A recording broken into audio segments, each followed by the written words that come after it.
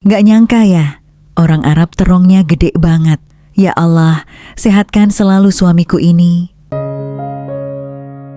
Di sebuah desa kecil di Banyumas, hiduplah seorang perempuan muda bernama Kiem. Usianya baru 30 tahun, namun statusnya sebagai janda membuat banyak orang memandangnya berbeda. Suaminya meninggal karena sakit, meninggalkan Kiem bersama seorang anak kecil yang masih duduk di sekolah dasar. Kehidupan mereka jauh dari kata cukup. Untuk makan sehari-hari saja Kiem harus banting tulang, bekerja serabutan, kadang membantu tetangga, kadang ikut menanam padi di sawah, atau menjual jajanan pasar buatan ibunya. Malam hari, ketika orang lain bisa beristirahat, Kiem sering termenung di beranda rumah bambunya yang sederhana. Tatapannya kosong menembus gelap, hanya diterangi temaram lampu minyak. Ia memikirkan masa depan anaknya, sekolahnya, dan bagaimana nasib hidup mereka yang serba kekurangan. Hatinya pedih setiap kali mendengar anaknya berkata, "Bu, besok uang jajan aku cukup enggak?" Pertanyaan polos itu menusuk hatinya, membuat ia semakin bertekad untuk mencari jalan keluar dari kemiskinan. Hingga suatu hari, kabar tentang tetangga yang sukses merantau ke Arab sampai ke telinga Kiem. Perempuan itu pulang kampung dengan membawa harta, bisa membangun rumah besar, membeli sawah, dan menyekolahkan anak-anaknya. Dari situlah, tekad Kiem bulat. Ia ingin mencoba peruntungan di negeri orang. Meski berat rasanya meninggalkan anak semata wayangnya, ia yakin bahwa pengorbanannya akan terbayar suatu saat nanti. Prosesnya tidak mudah. Kiem harus melewati serangkaian pelatihan, belajar bahasa Arab dasar, juga keterampilan rumah tangga.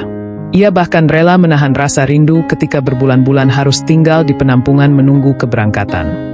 Setiap malam, ia menangis diam-diam, merindukan suara tawa anaknya. Namun di balik kesedihan itu, ada semangat yang membara, semangat memperbaiki nasib. Hari keberangkatan pun tiba. Dengan koper sederhana dan bekal doa dari orang tua, Kiem melangkah menuju bandara.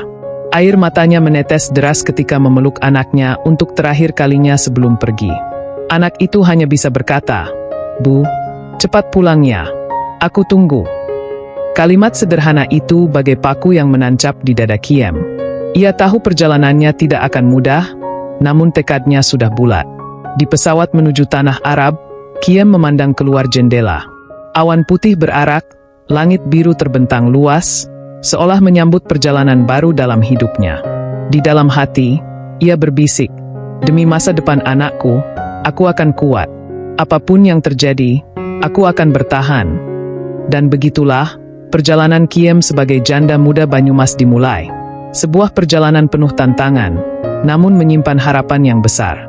Hari pertama Kiem menjejakkan kaki di tanah Arab menjadi pengalaman yang tidak pernah ia lupakan.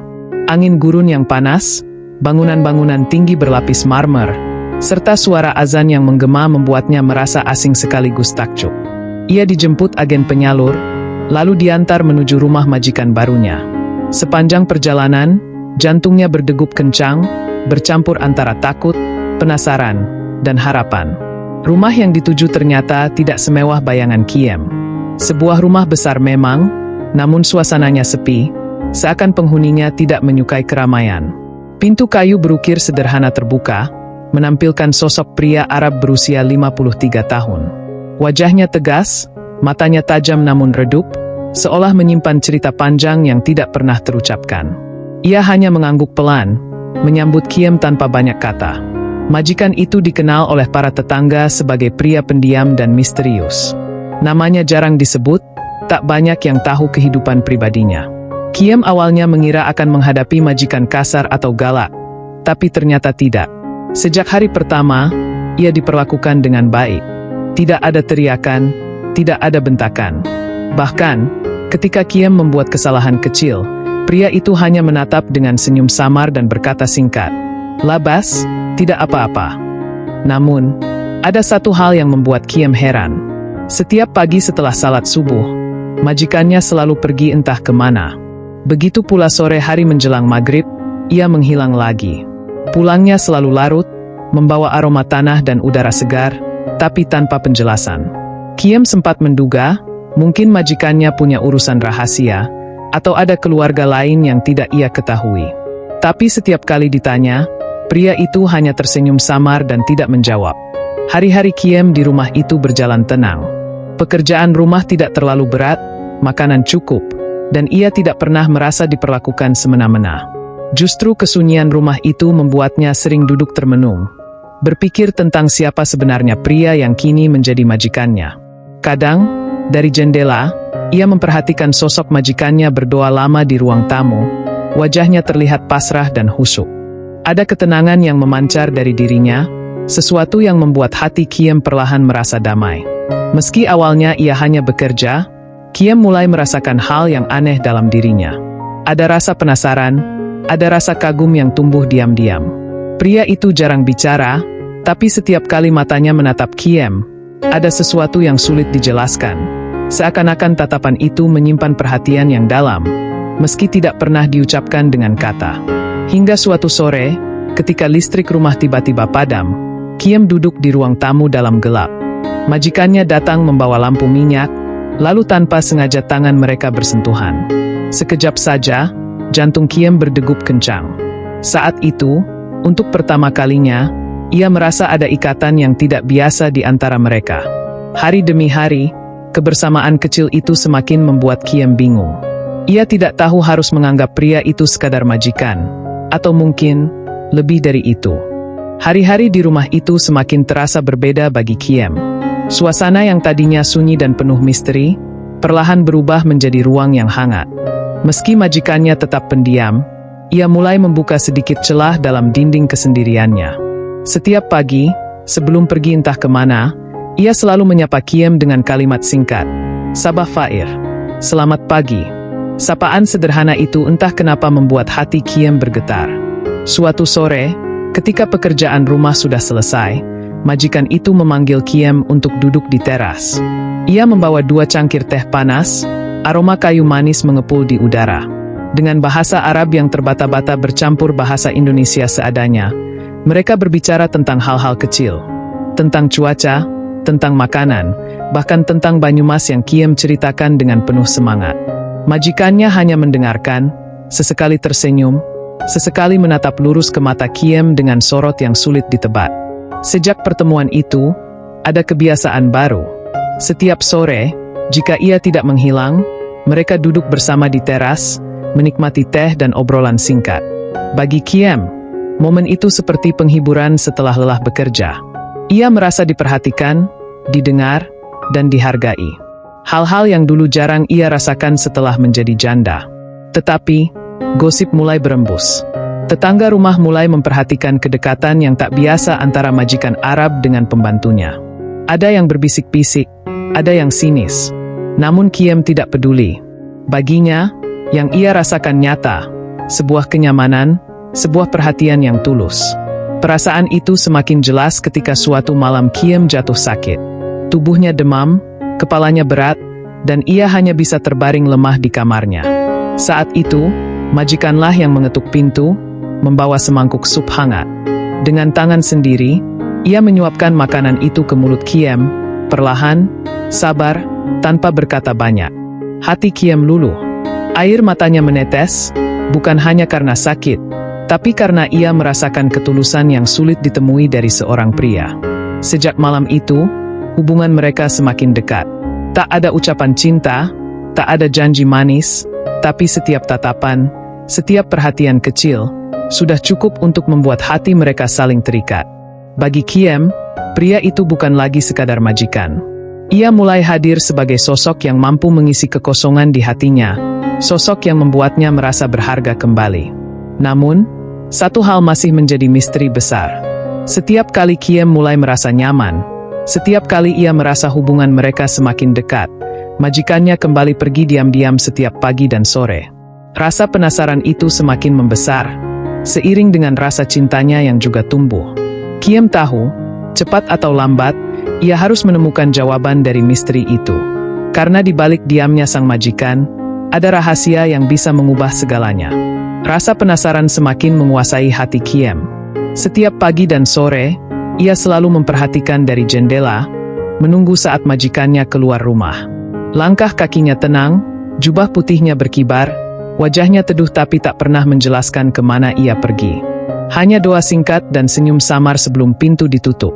"Pergi kemana, ya Allah?" bisik Kiem dalam hati. Suatu sore, ketika rasa penasarannya tak lagi bisa dibendung, Kiem memberanikan diri mengikuti dari jauh. Ia berjalan pelan di balik ganggang sempit, menjaga agar tidak ketahuan. Matahari gurun yang hampir tenggelam menyoroti langkah majikannya menuju sebuah lahan luas di pinggir kota. Saat tiba di sana, Kiem tertegun. Ternyata majikannya memiliki kebun yang luas, dipenuhi tanaman hijau yang tumbuh subur. Bukan kebun biasa, melainkan kebun yang dirawat dengan penuh cinta. Ada tomat, cabai, sayuran segar, dan yang paling mencolok, deretan terong yang tumbuh besar, gemuk, dan berkilau ungu di bawah cahaya senja. Pemandangan itu begitu kontras dengan kehidupan gurun yang gersang. Kiem bersembunyi di balik pohon kurma, mengamati dengan hati berdebar. Ia melihat bagaimana majikannya menunduk, menyentuh tanah, merawat tanaman dengan sabar. Wajahnya yang biasanya dingin berubah lembut saat menyiram air ke akar-akar. Ada ketenangan, ada kebahagiaan, seolah-olah kebun itu adalah tempat ia melarikan diri dari kesepian hidupnya. Saat itu, barulah Kiem mengerti. Semua misteri, semua kepergiannya setiap pagi dan sore, ternyata demi kebun kecilnya ini. Kebun yang bukan hanya sumber makanan, tapi juga sumber ketenangan jiwa. Keesokan harinya, saat majikan hendak berangkat lagi, Kiem memberanikan diri berkata, "Said, bolehkah aku ikut?" Majikannya terdiam, menatap Kiem lama sekali.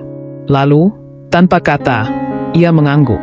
Hari itu menjadi hari pertama Kiem masuk ke dalam dunia rahasia majikannya.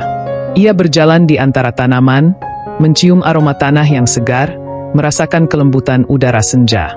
Hatinya bergetar melihat terong-terong besar bergelantungan di batang, seolah menjadi simbol ketekunan dan rahasia yang selama ini ia cari. Di kebun itu, kedekatan mereka semakin dalam. Mereka mulai tertawa bersama, saling membantu mencabut rumput liar, saling menatap saat tangan mereka tak sengaja bersentuhan di sela batang tanaman. Tak ada kata cinta yang terucap, tapi semuanya jelas.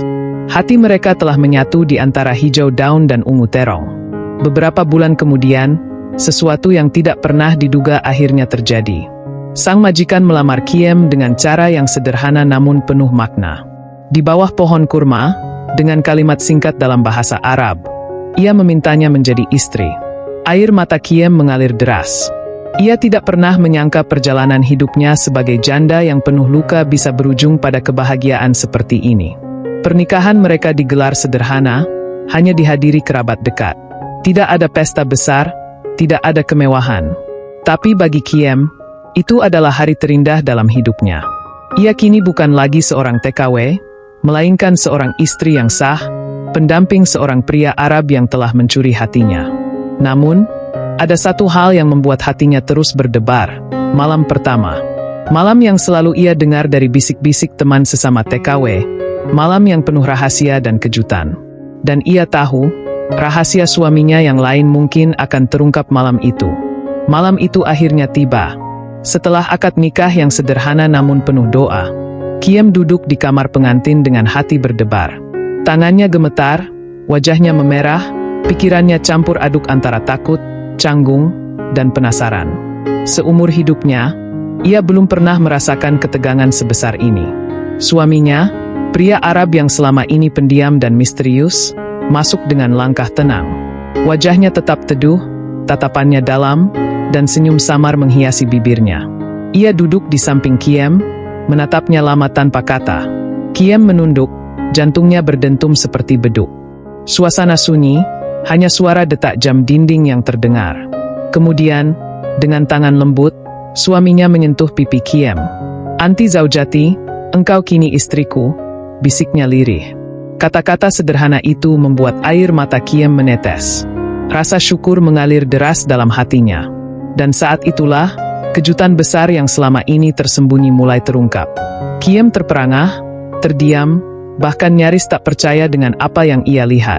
Ia teringat semua misteri selama ini. Kepergian pagi dan sore, kebun rahasia dengan terong-terong besar, kesabaran serta ketekunan suaminya merawat tanaman itu.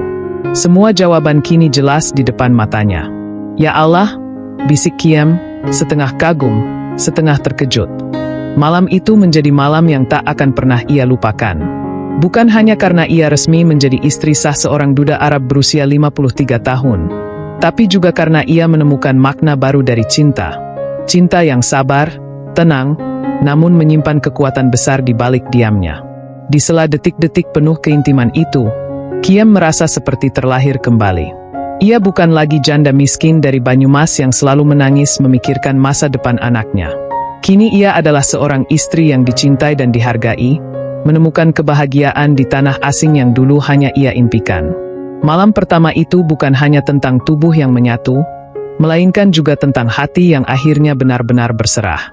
Tentang Kiem yang akhirnya mengerti arti pengorbanan, arti kesabaran, dan arti cinta sejati yang datang di saat tak terduga.